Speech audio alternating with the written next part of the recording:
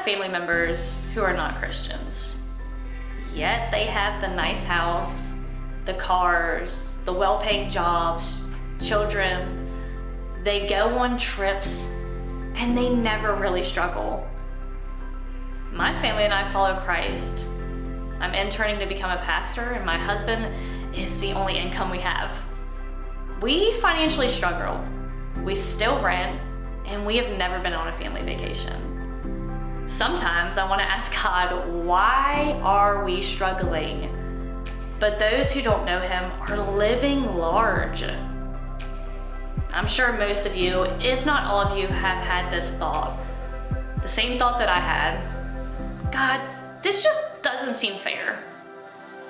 It may not be a situation like mine, but maybe there was a time when you were sure God was going to move in one way, and He moved in the opposite direction.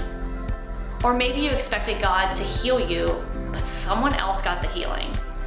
Or maybe you expected God to bless you, but someone else got the blessing. I'm sure in those moments you thought, this is not fair. But what I've come to learn is this: God's grace isn't about fairness. It's about His bigger purpose. And sometimes His greatest blessings show up in the most unexpected ways. We live in a world obsessed with earning, rankings, performance, order. We like things to make sense. Oldest to youngest. Strongest before weakness. First come, first served.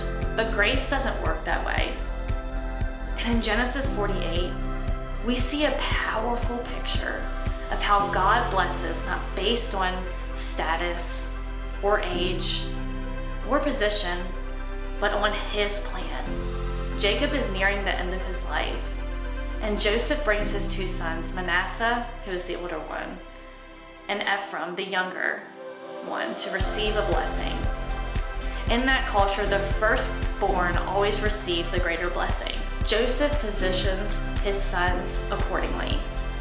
Manasseh on Jacob's right side and Ephraim on his left.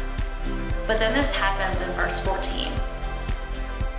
Israel reached out his right hand and put it on Ephraim's head.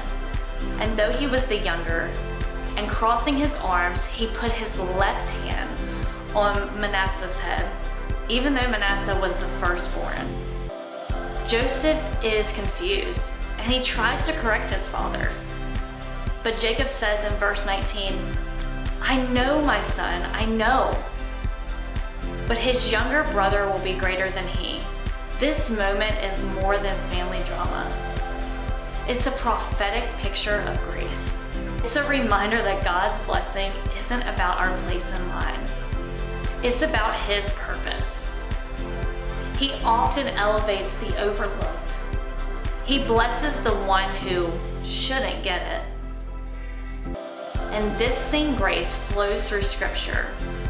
From Jacob to Joseph, from David the shepherd boy to Mary the teenage girl, from the cross to us. Maybe you feel like you've been overlooked, or maybe you feel like someone else always gets ahead and you're stuck waiting. Or maybe you think you're not worthy of God's blessings because of your past or your position. But today, remember this: God doesn't bless based on who's first in the world's eyes. He blesses based on His love and His plan. That's good news, because it means you don't have to earn it. You just have to receive it. Let's be a people who stop chasing human approval and start trusting God's grace.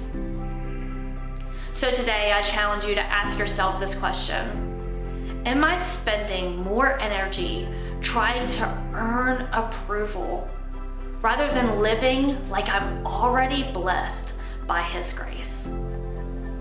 Let's be encouraged to stop trying to earn what can only be received. Let's never underestimate who God might choose us to be.